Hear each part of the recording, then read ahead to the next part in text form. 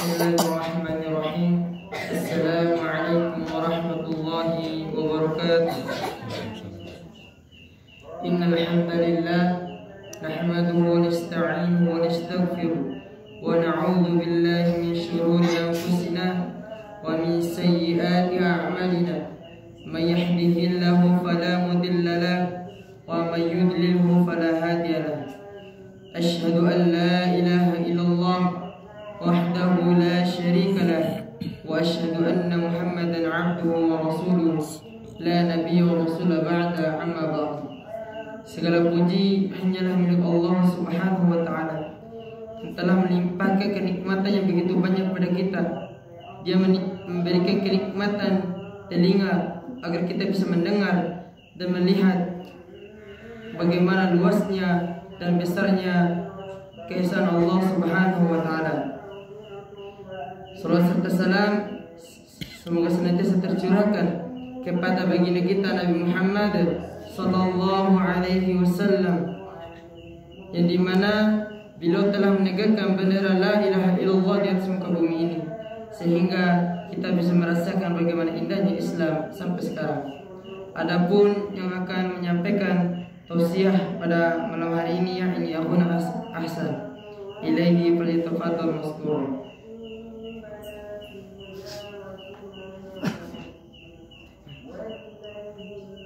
Assalamualaikum warahmatullahi wabarakatuh. Innal hamdalillah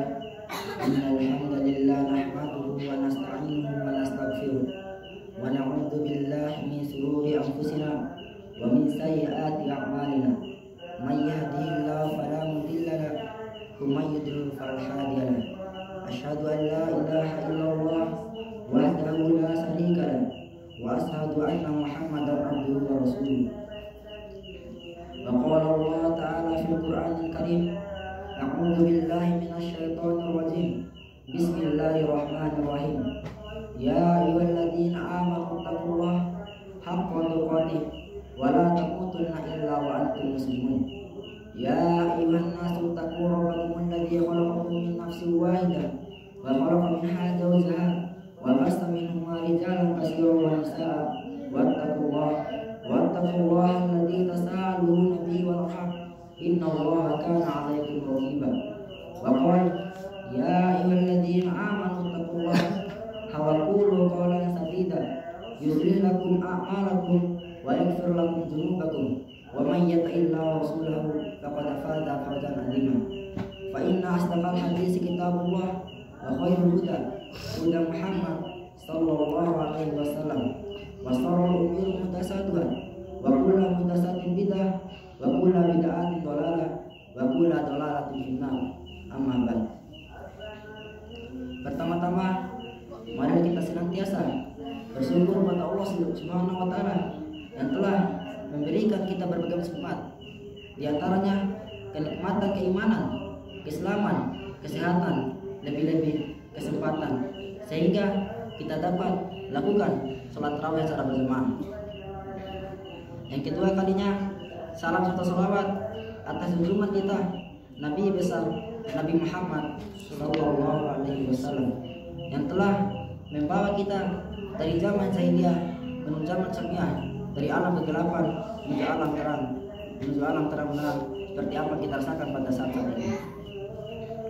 Adapun judul kultum dan insya Allah anak bawakan pada kesempatan mulai ini, yaitu kemenangan di bulan Ramadan.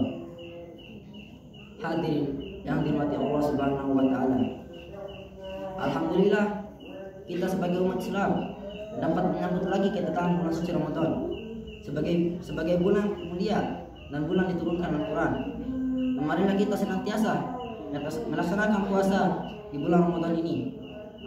Allah Subhanahu wa taala berfirman, A'udzu billahi minasyaitonir rajim. Ya ayyuhalladzina amanu kutiba alaikumusiyam kama kutiba alal ladzina min qablikum la'allakum tattaqun. Wahai orang-orang beriman, diwajibkan atas kamu berpuasa sebagaimana diwajibkan atas orang sebelum kamu agar kamu bertakwa. Surah Al-Baqarah ayat 183. Hadirin yang dirahmati Allah Subhanahu wa taala, bahwa pada bulan suci Ramadan inilah beberapa kemenangan, kesuksesan diraih oleh umat Islam, dan sekaligus membuktikan bahwa bulan suci Ramadan ini bukan bulan yang lemah, tetapi bulan yang kuat, bulan yang jihad, dan bulan kemenangan. Perang Badar Kubra yang diartikan dalam Quran Yaumul Furqan, dan pada saat itu umat Islam meraih kemenangan besar, dan terjadi pada tanggal 17 Ramadan tahun 2 Hijriah. Dan Fatu Mekah terjadi yang diabadikan dalam Quran sebagai Fatu Mubinah terjadi pada tanggal 10 Ramadan tahun 8 Hijriah. Hadirin yang dirahmati Allah Subhanahu wa taala. Serangkaian peristiwa juga terjadi pada bulan Ramadan, seperti peperangan Perang Tabuk terjadi pada bulan Ramadan tahun 9 Hijriah, dan tersebarnya Islam di Yaman pada bulan Ramadan tahun 10 Hijriah. Khalid bin Walid menghancurkan berhala Uzza pada tanggal 25 Ramadan tahun 8 Hijriah, dan berhala Lata juga dihancurkan pada bulan Ramadan tahun 9 Hijriah. Hadirin yang dirahmati Allah Subhanahu wa taala. Bulan Ramadan yang kini kita berada di dalamnya dikenal juga sebagai Syahrul Tarbiyah, yaitu bulan pendidikan. Mengapa? Karena Allah Subhanahu wa taala mendidik secara langsung hambanya dengan berpuasa. Dan Rasulullah SAW juga melaksanakan merajah Al-Quran bersama malaikat Jibril. Dan aktivitas para sahabat juga yang sedang menuntut ilmu mengalami peningkatan. Bulan Ramadan memang bulan kondusif dan mendukung aktivitas para umat Islam untuk mengkaji ilmu agama. Sebab pada bulan yang mulia ini, syaitan yang bisa menggoda manusia, yang bisa menjerumuskan manusia ke jalan kemaksiatan, sekarang bulan Ramadan ini sedang dipenjara Allah Subhanahu wa taala. Sebagaimana Rasulullah SAW bersabda, "Idza jaa Ramadan, futihat abwabul jannah wa ghuliqat abwabun nar wa sumitat asyayatin." Apabila Ramadan tiba, pintu-pintu surga dibuka, pintu-pintu neraka ditutup, dan para syaitan pun dibelenggu oleh Allah Subhanahu wa taala. Hadis riwayat Muslim.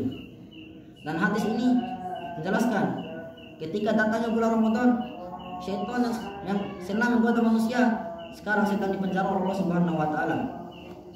Dan sekarang kesempatan bagi umat Islam beribadah pada Allah Subhanahu wa taala. Mengapa pintu-pintu surga dibuka? Karena banyaknya umat Islam atau orang-orang yang melaksanakan kewajiban pada Allah Subhanahu wa taala. Dan mengapa pintu-pintu neraka ditutup? Karena sedikitnya melakukan kemaksiatan. Dan kenapa syaitan dibelenggu Allah Subhanahu wa taala? Karena disinilah Allah Subhanahu wa taala mengurung syaitan, karena banyaknya yang menyembah pada Allah Subhanahu wa taala. Hadirin yang dirahmati Allah Subhanahu wa taala. Bulan Ramadan adalah bulan paling mulia. Bulan ini dipilih sebagai untuk berpuasa, dan bulan ini diturunkan Al-Quran. Allah Subhanahu wa taala berfirman, "A'udzu billahi minasyaitonir rajim.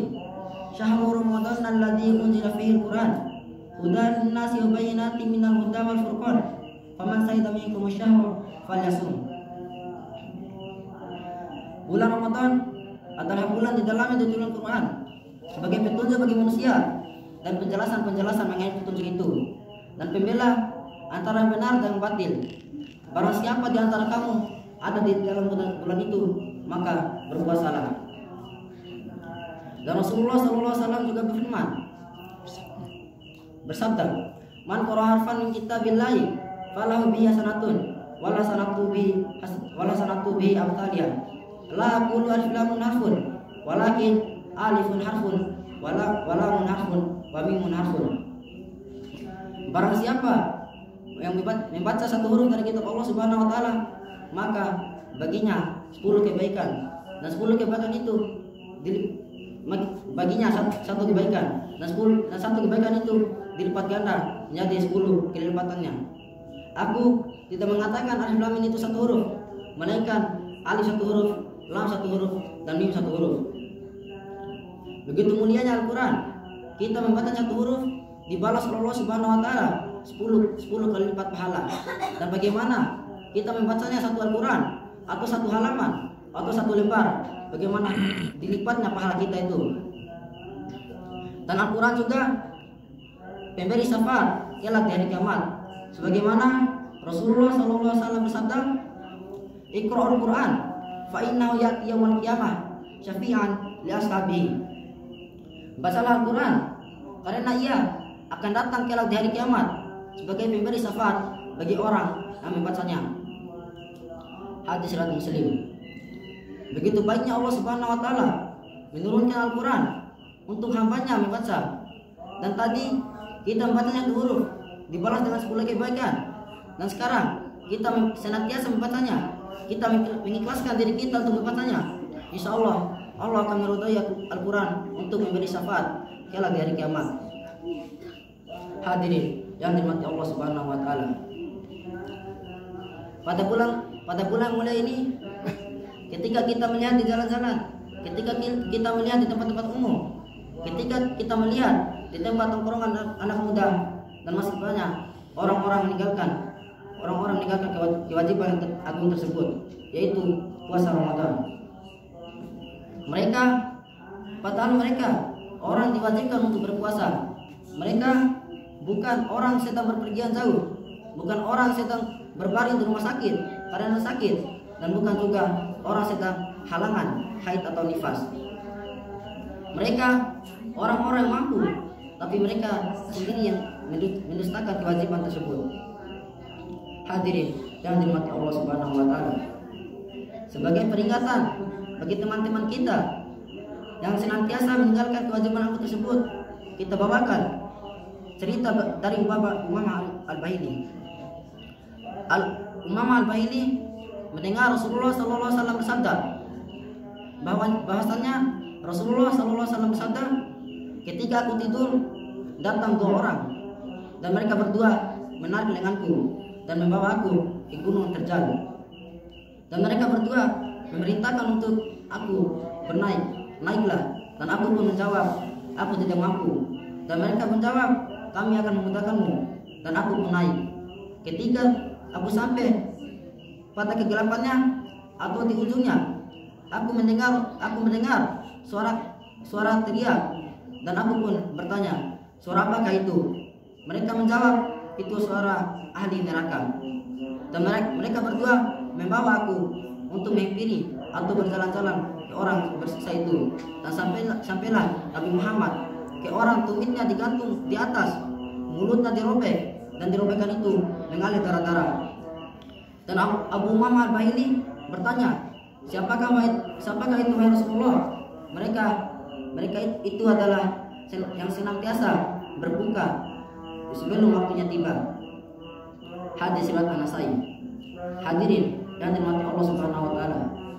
Mari kita bayangkan bagaimana deritanya orang berbuka ketika belum waktunya tiba, dan bagaimana siksanya orang yang tidak melaksanakan puasa. Hadirin yang dirahmati Allah Subhanahu wa taala. Mungkin hanya itu yang bisa saya sampaikan. Unzur mangkola wala tanzur mangkola. Lihatlah apa yang disampaikan, tetapi jangan melihat siapa yang sampaikan. Billahi taufiq wal hidayah. Wassalamualaikum warahmatullahi wabarakatuh.